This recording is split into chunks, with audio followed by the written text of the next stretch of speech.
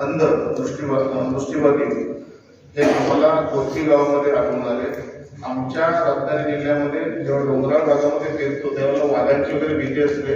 मी रात्री आपला केलं होती त्या कुटुंबाला एकत्र करून आज ते कुटुंब महिन्याला 30 ते 35,000 असं उत्पन्न कमवतात. त्याच्यामुळे आम्ही आमच्या संस्थेमधून त्यांना एकच मदत दिली होती. बाकी सगळ्या शासनाच्या ज्या योजना आहेत त्या नाट्याचं काम केलं. नाट्याचं म्हणजे त्यांना मिळवून घेण्यासाठी प्रयत्नशील राहिलो.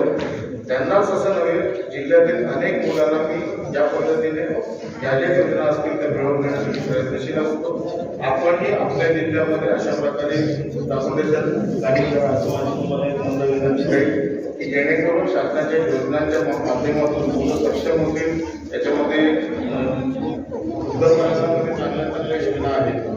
आता मी आमच्या जिल्ह्यामध्ये बऱ्याच मुलांना सगळ्याच काही आपण शासकीय नोकरी देऊ शकत नाही, परंतु पुनर्वसनाच्या भागातून आपण त्यांना दुग्धपालन, कुक्कुटपालन, शेळीपालन या व्यवसायामध्ये आम्ही त्यांना उतरवलेले आहे. आता सरांची किंवा कार्यशाळा झाली.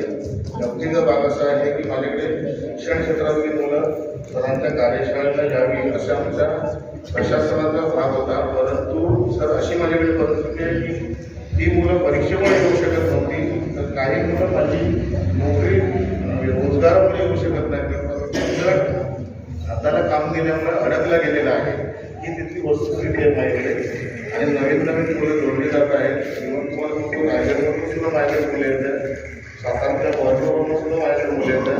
आपण आपलं काम आहे ते आणखी जोमाने सुद्धा करायचं आहे आणि करू. हा गौरव देऊन आमचा सन्मान केला त्याबद्दल